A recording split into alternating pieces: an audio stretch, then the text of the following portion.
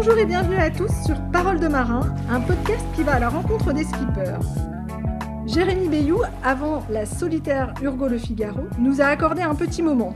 Triple vainqueur de la solitaire, vainqueur de la Volvo Ocean Race l'année dernière, le 40 équois a bien voulu revenir sur la découverte de la mer, de la voile grâce à son papa et ses premiers bords en baie de Morlaix.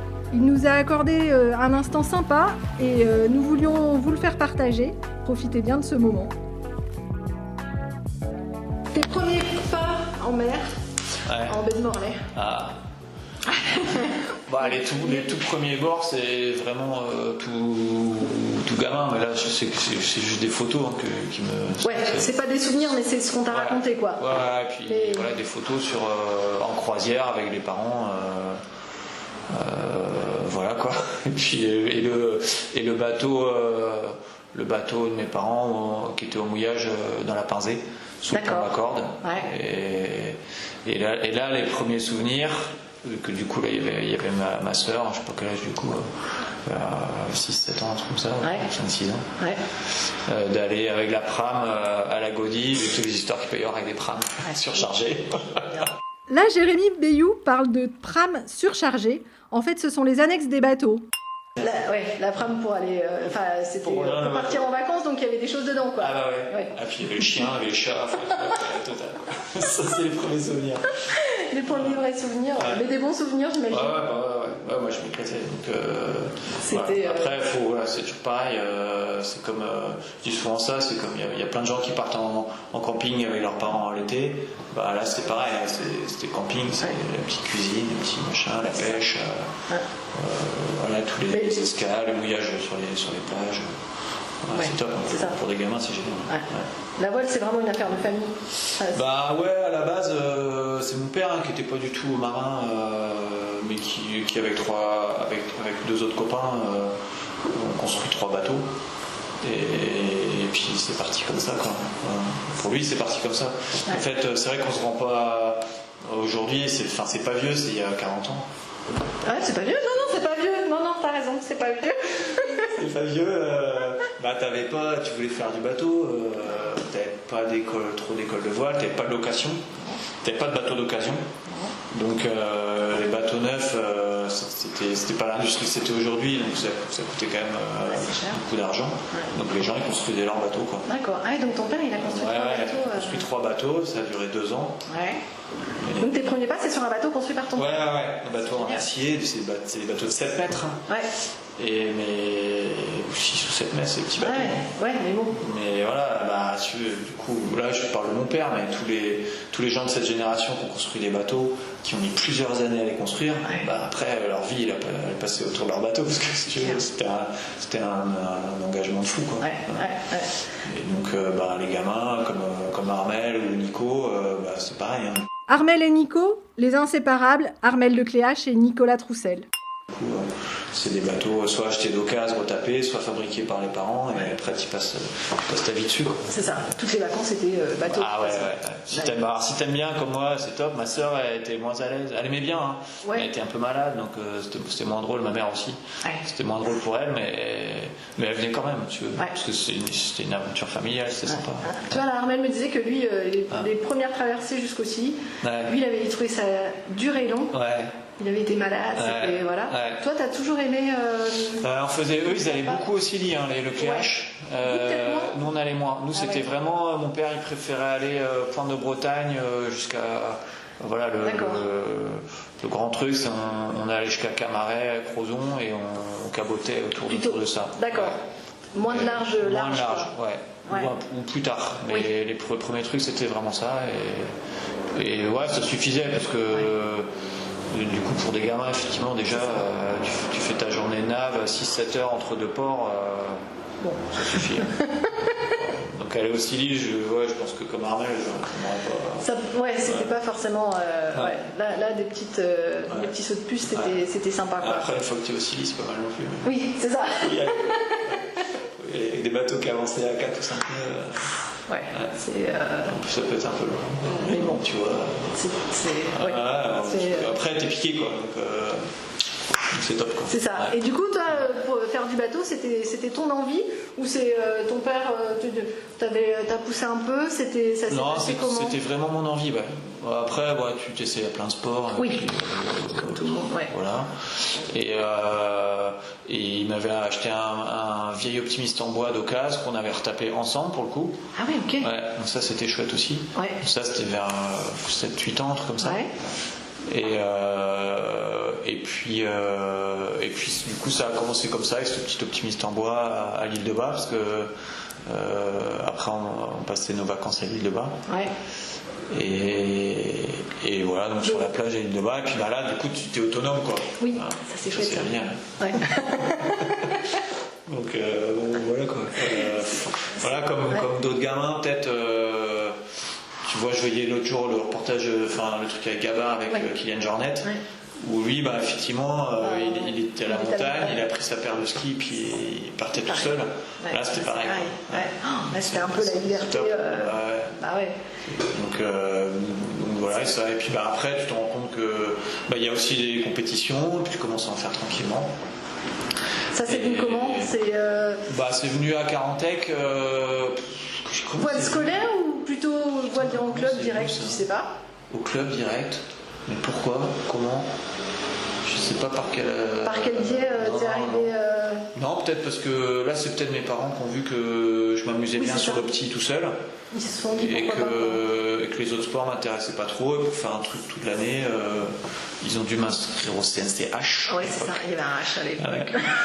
Et puis là, il y avait une bonne bande de copains en fait. Au départ, c'est ça. Hein. Ouais. De toute façon, ça part souvent de là. Tous les sports, c'est y aller avec des copains et puis trouver des éducateurs qui te donnent envie, quoi. Ouais. Là, t'en as un particulier qui t'avait.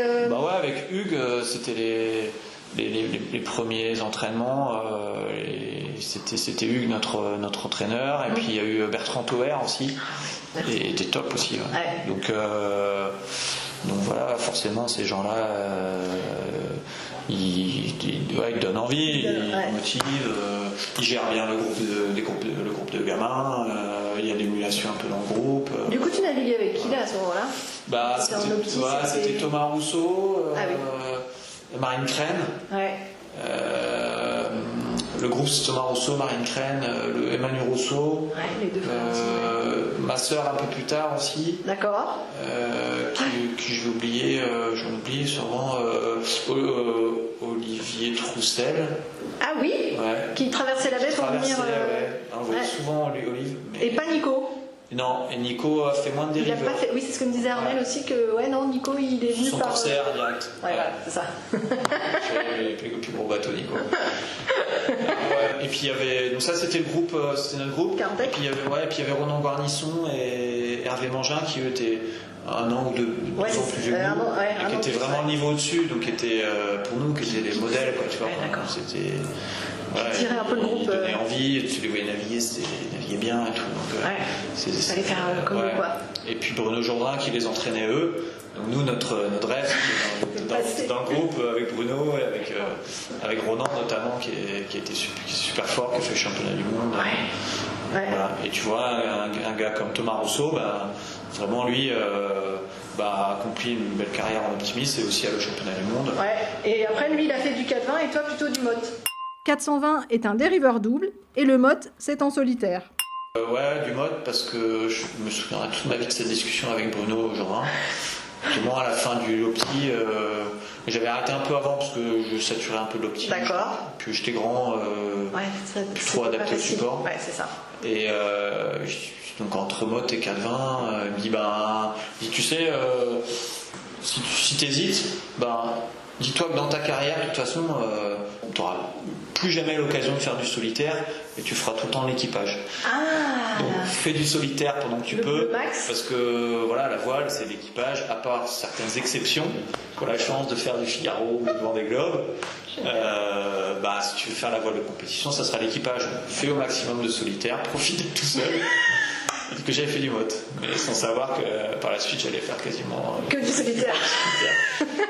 Et c'est drôle. C'est drôle. Ouais. Et puis son analyse était la bonne, et puis je me suis vraiment en mode, ça m'a ouvert les yeux, ouvert l'esprit, et là j'ai passé un cap. Un cap en petit milieu, je saturais, je comprenais pas trop. J'étais pas bon. Voilà quoi. Et ça me frustrait. J'étais frustré à mort de ne pas y arriver. Contre Armel, tu naviguais, non? Ouais, si, contre Armel a 1 an moins que moi. Donc oui, on naviguait l'un contre l'autre. C'était. Et mais t'as pas de plus de souvenirs que ça? Si, Armel il aimait bien tirer les bords du cadre.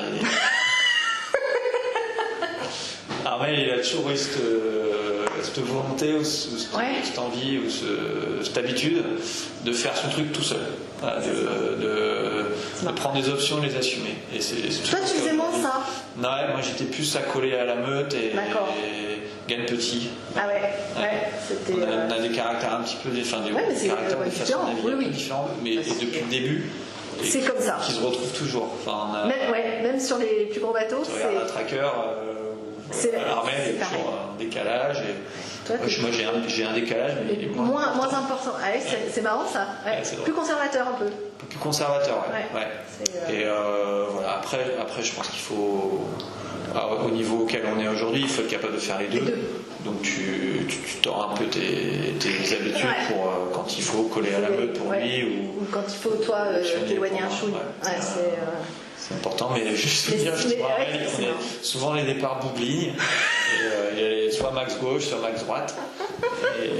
C'est marrant parce que à la solomètre coque, c'est pareil. Il a pris tous ses départs comités. C'est drôle, et c'est marrant parce que j'avais posé la question à Christian Lepape de certains skippers, et il m'avait dit exactement la même chose. Il me dit au début, il me rendait dingue. Il disait toujours la même chose. Il y a des schémas. Après, il y a des schémas dans lesquels tu es à l'aise. Donc, quand tu es en manque de repères, c'est aussi bien de se recadrer sur ça.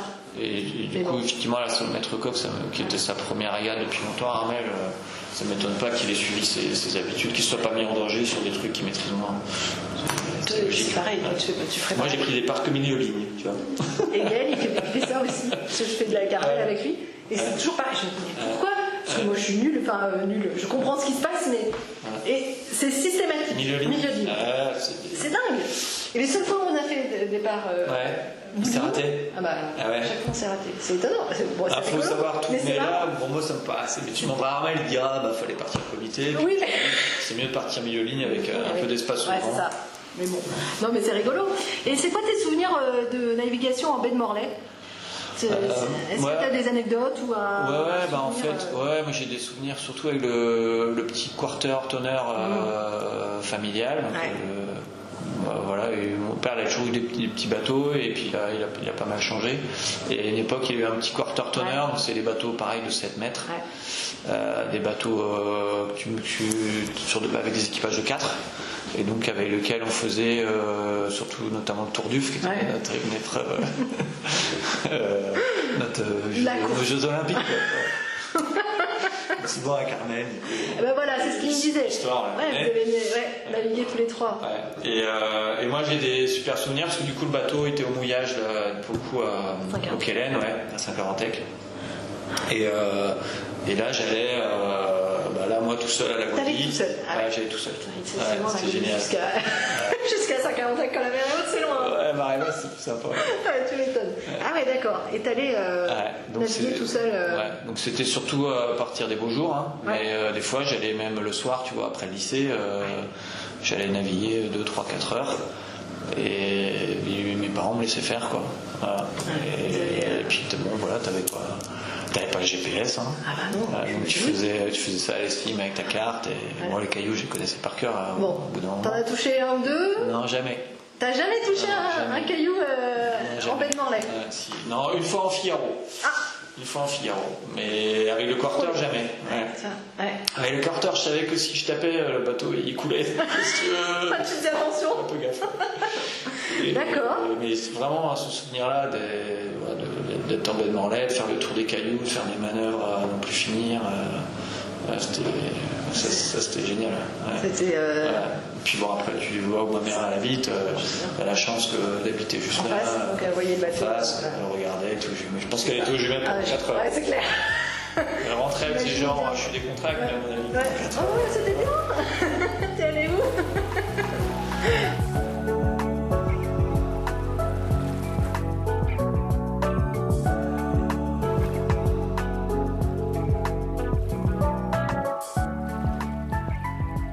Bricole sur l'optimiste et après en fait t'as toujours bricolé sur tes bateaux. Ouais, bah moi maintenant.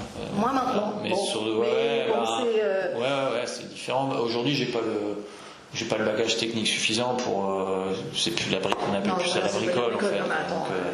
Donc je fais je pose 3 élastiques de scotch quoi, mais ouais pour moi ça fait vraiment partie du préparer ton bateau, ça fait partie de la compétition quoi. Ouais. Et puis même de la croisière, hein, tu veux faire la croisière, ton bateau il faut que ça prêt. Hein. Donc ça me plaisait tout autant quasiment que de naviguer. Ouais, c'était génial. T'es plutôt île Calotte, l'île Stérec ou l'île de Bas? Île de Bas, ouais, île de Bas. J'adore l'île Calotte, mais ouais, île de Bas. Parce que mes bons souvenirs de vacances à terre, c'est l'île de Bas. C'est pas vraiment la terre. Hein. Ouais. Mais là, on se régalait. Ça t'a toujours dit. C'est top. Ouais. Mais après, toujours pareil, parce que je dois être quelqu'un qui a besoin d'être seul et d'être un peu en liberté. Et là, c'est top parce que cette île, dont tu fais le tour en 2 heures à vélo. Bah, pour un gamin, c'est un terrain de jeu génial. Là, les parents ils te laissent en vélo. C'est ça, il se passe rien quoi. Enfin, c'est top quoi. Quand tu sais bouger, tu fais. Ouais. Donc on était là et ma sœur, on faisait notre vie. T'as navigué avec Armel et avec Nico. Est-ce qu'il y avait une rivalité Léon Trégor? Ouais, pour rigoler. Ouais. Pour rigoler et puis avec toutes les images d'Épinal. Voilà. Donc, ouais. Et après, c'est vrai que il n'y a jamais eu trop de rivalité entre nous trois en fait. Vous avez plutôt navigué ensemble que. Ouais, même si avec Armel on a fait l'optimisme l'un contre l'autre, j'ai pas souvenir de m'être mis sur la gueule avec lui ou. Voilà, je pense qu'on n'était peut-être pas les plus assidus non plus avec Armel sur l'optimisme. Il y avait des gamins qui faisaient vraiment tous les championnats. On a fait faire des bornes à nos parents, mais il y avait plus assidus que nous, donc peut-être que c'est pour ça. Et je pense que après, on a fait des trucs ensemble en classe 8, en quarter. En Figaro en équipage. Tu les as amenés quand même à faire pas mal de trucs. Ouais, au début c'était mon père. Mon père avait le bateau le plus sympa à naviguer, et du coup ça s'est fait avec le bateau de mon père. Mais après, tu vois, Nico a eu le Télégramme, son Figaro le Télégramme. Ouais. Donc ça c'était avant Carmel et le Crédit Agricole, je crois. Et toi t'avais fait des trucs équipage avec Nico? On a fait une Triarmor tous les trois. Non. Si. Ouais. Sur le bateau de Télégramme, non? Ouais. Ah oui, d'accord. Ouais. D'accord. Ah ouais, ça a ça remonte un peu, mais ma mémoire me fait peut-être défaut, mais ouais, et c'était donc Triarmor, entre 5 quais. On était monté en Écosse, au Pays de Galles. Ah oui. Et c'est la seule course à 3 sur des Figaro. Figaro 1, du coup. Ok. C'était régalé. Voilà, notamment ce truc à 3 sur le bateau Nico, c'était génial. Et le Figaro en double c'est top, mais à 3 c'est vraiment bien. C'est pile ce qu'il faut pour mener tout ce qui... À 2 t'es un peu limite machin. À 3 c'est top. Voilà, et puis après il y a la nave, il y a la préparation du bateau, puis il y a les escales aussi. Sinon c'est pas drôle. C'est ça qui est bien aussi. Ouais, c'est top. Et puis voilà, je pense qu'on a rigolé notre compte, mais sans jamais que ça déborde, tu vois, toujours en faisant ça a toujours été bon enfant en fait. Et puis après sur l'eau, je pense tous les trois, on était morts de faim, donc c'était génial. Ça faisait monter le groupe. Ah ouais. Et puis voilà, Après, c'est un mec qui a gagné le premier, lui, la solitaire. Ouais. Donc, moi, j'ai jamais caché que moi, j'étais content pour lui. Mais bon, j'aurais préféré que ça soit moi. J'imagine. Et voilà, donc voilà, bon, après. Putain, et puis c'est toujours pareil, ça c'est la compète, et pourquoi il y arrive, puis moi, mon gamin Achille, il fait du nacra là, puis il a pas fait une bonne régate le week-end dernier, et puis je comprends pas, papa, je fais les choses aussi bien qu'eux, et puis ils sont devant, il doit faire les trucs, un peu mieux que toi, et puis voilà. Ça c'est bien. Ce sport-là, il est bien dans ça parce que il t'amène énormément de frustration.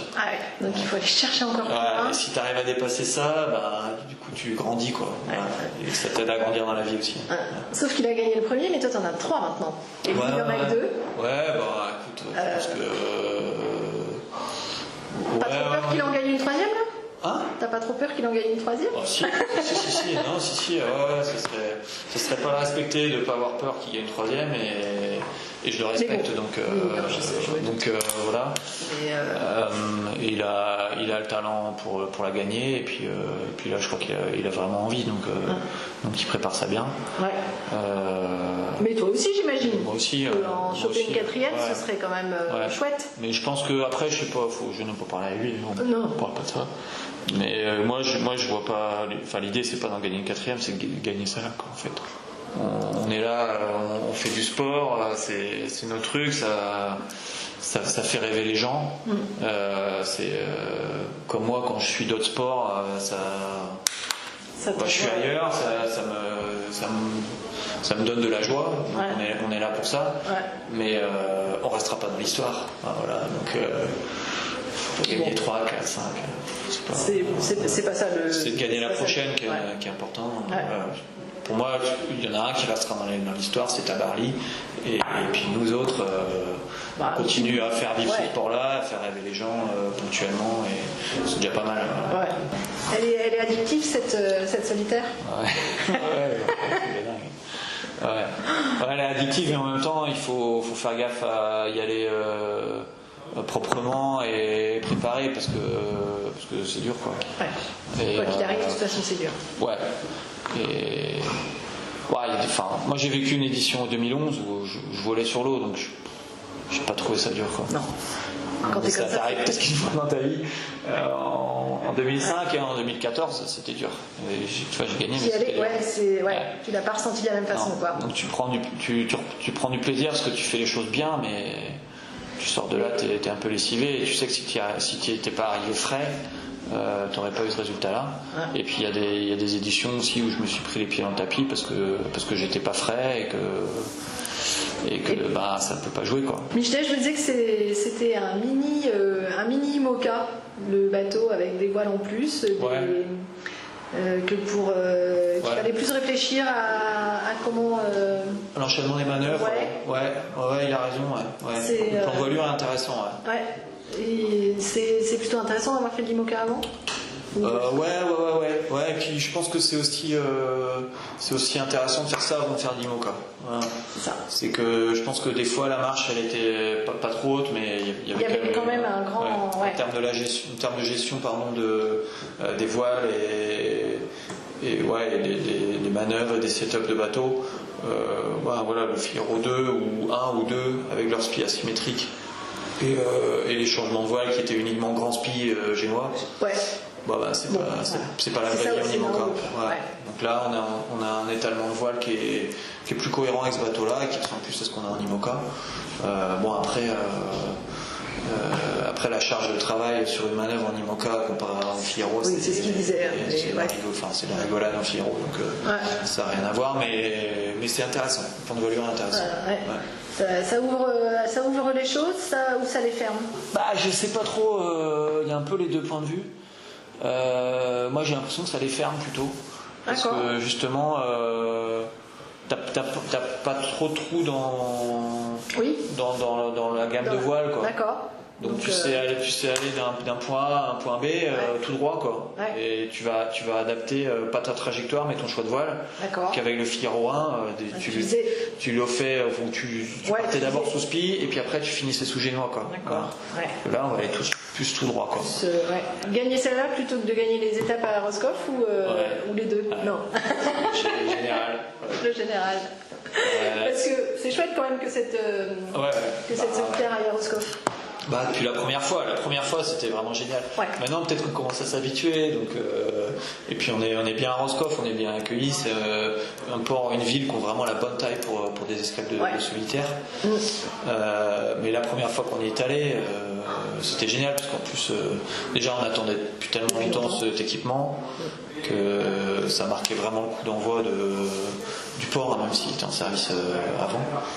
Et donc voilà, c'est bien que je pense toute l'agglo et la CCI et la région, si je ne me trompe pas, parce que la région aussi, continue de s'impliquer parce que ça fait des super belles escales, ça fait de super belles fêtes populaires et puis nous ça nous permet d'aller manger chez nos mères. C'est bien aussi, d'aller voir maman d'aller voir Marie-Paul ou Annie, voilà, elles sont contentes, sinon on ne vient jamais. Jamais. Bon, donc alors on vient. ouais.